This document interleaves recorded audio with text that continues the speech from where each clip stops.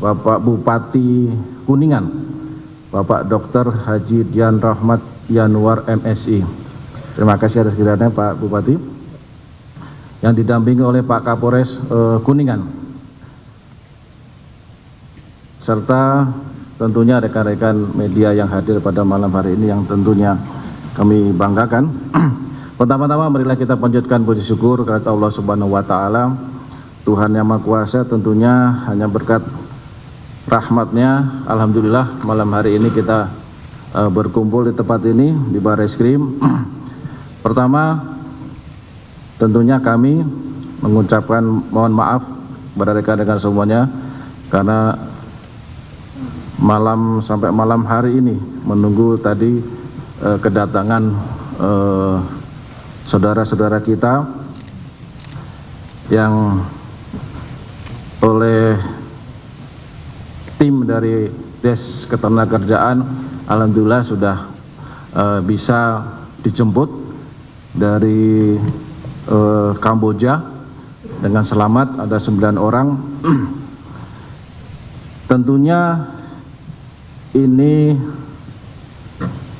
bukanlah kerja sendirian dari tim Des Tenaga Kerjaan, melainkan ini merupakan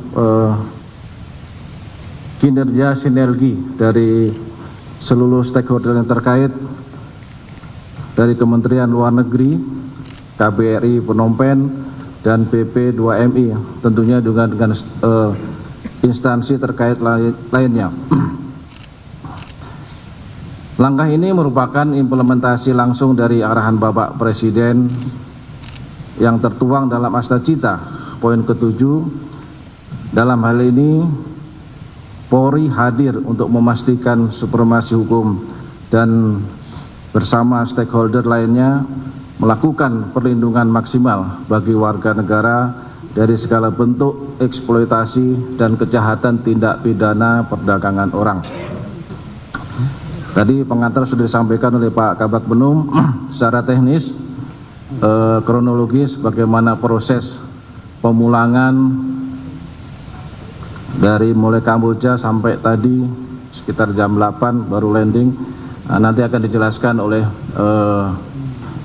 Pak Dirti Peter, Pak Hiramni, dan juga nanti dijelaskan juga langkah-langkah tindak lanjut terkait rencana penegakan hukum kelanjutan dari tindak pidana ini. Sementara kami persilakan dari Pak Dirti Peter untuk menjelaskan secara teknis. Assalamualaikum warahmatullahi wabarakatuh. Selamat malam, salam sejahtera untuk kita sekalian. Yang terhormat Bapak Kabar Reskrim Polri, Bapak Komjen Polisi Dr. Andes Hardianto MSI, yang kami hormati Bapak Presiden Konfederasi Serikat Pekerja Seluruh Indonesia, Pak Andi Gani Yudhoyono. Kemudian kami menyapa Pak yang kami hormati Pak Kabar Reskrim. Kemudian kami menyapa Pak Wakabah Intelkam Polri, kemudian yang kami hormati Pak Ibu Dir PPA, PPO Barreskrim Polri, kemudian Bapak Bupati Kuningan bersama Bapak Kapolres, yang kami hormati Direktur Pengawasan Pencegahan dan Penindakan PP2MI, kemudian yang kami hormati PLT Direktur Perlindungan WNI Ditjen Protokol dan Konselor Kemenlu, yang kami hormati Direktur Intelijen Keimigrasian, yang kami hormati Sesro Paminal Divpropam Polri, yang kami hormati Kabak Penum Divhumas Polri, kemudian Kasubag Op Interpol Bak Kejahatan Trans Internasional ZNCB Interpol, kemudian rekan-rekan media sekalian. Tidak mengurangi rasa hormat dan saya tetap hormat kepada Bapak Ibu sekalian yang tidak kami sebut satu persatu. Pertama-tama marilah kita panjatkan puji syukur kehadirat Allah Subhanahu wa taala yang mana kita malam ini masih diberikan kesehatan dan mensyukuri segala limpahan rahmatnya sehingga kita dapat menyelenggarakan kegiatan press release ini sebagai bentuk transparansi dan akuntabilitas kami kepada masyarakat melalui rekan-rekan media. Hadirin yang saya hormati, tentunya apa yang disampaikan oleh Bapak Kabar Reskrim tadi, Des Ketenagakerjaan Barreskrim Polri bekerja sama dengan stakeholder terkait, baik internal Bareskrim dengan Direktorat TPPO, kemudian di Bupinter. Kami mendiskusikan terkait laporan yang kami terima. Kemudian kami berkoordinasi dengan Kementerian Luar Negeri Republik Indonesia dan KBRI untuk Kamboja di Phnom Penh untuk melakukan penyelidikan dugaan tindak pidana perdagangan orang yang tertuang dalam laporan informasi yang kami terima pada tanggal 12 Desember 2025, bahwa hal tersebut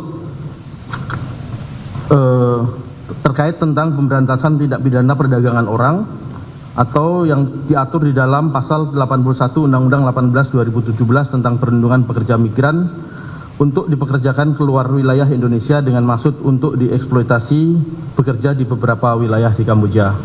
Rekan-rekan sekalian dan yang kami hormati, adapun kronologis penyelidikan yang kami laksanakan oleh tim adalah sebagai berikut, bahwa berdasarkan laporan pengaduan masyarakat, dalam hal ini orang tua korban yang diterima oleh Des Ketenagakerjaan Bareskrim Polri pada tanggal 8 Desember 2025 serta informasi dari media sosial tentang adanya dugaan tindak pidana perdagangan orang terhadap warga negara Indonesia yang dipaksa bekerja sebagai admin judi online atau scammer serta mengalami kekerasan fisik.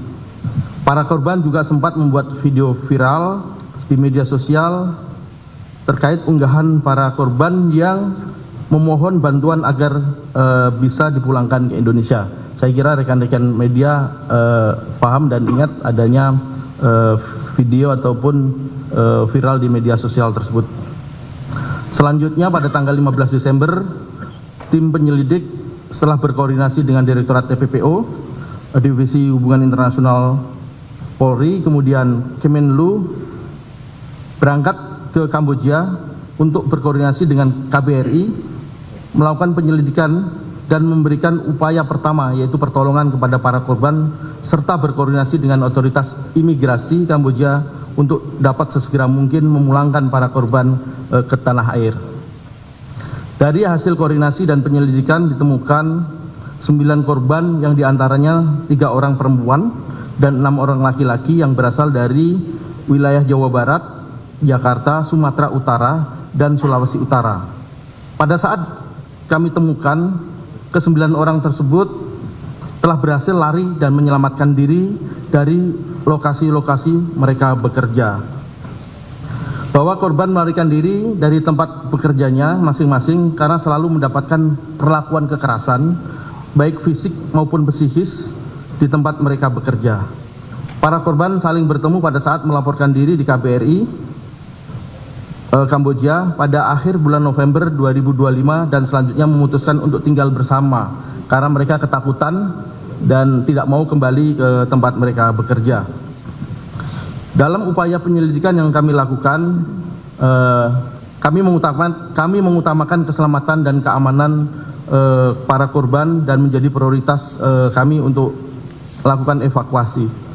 Alhamdulillah saat ditemukan oleh penyelidik ke-9 korban dalam keadaan sehat dan salah satu korban bernama saudari Aisyah dalam keadaan mengandung dengan usia kandungan 6 bulan. Tentunya selama proses penyelidikan di Kamboja dan menunggu proses pulang ke tanah air, penyelidik terus berkoordinasi dengan otoritas Kamboja untuk memastikan perlindungan, keselamatan dan keamanan para korban serta penyelidik memberikan bantuan tempat tinggal, makanan kepada seluruh korban dan perawatan medis khususnya bagi saudari Aisyah yang sedang mengandung tersebut. Setelah berkoordinasi dengan KBRI Kamboja dan otoritas imigrasi Kamboja, ke-9 korban berhasil mendapatkan izin keluar karena tidak mudah tentunya di sana masih ada warga negara kita kurang lebih 600 menurut informasi dari kedutaan. Sehingga pada hari ini, hari Jumat 26 Desember 2025, tim penyelidik. Ya, kita beralih ke informasi lainnya, pemirsa. Banjir bandang kembali menerjang Kabupaten Agam, Sumatera Barat. Banjir di Jorong Pasaman Hijau dipicu curah hujan tinggi dan hingga saat ini belum ada laporan dampak kerusakan atau korban.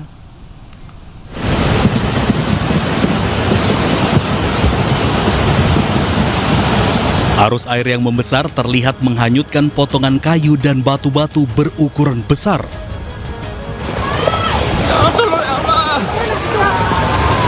Peningkatan volume air dipicu curah hujan yang tinggi sejak Kamis siang.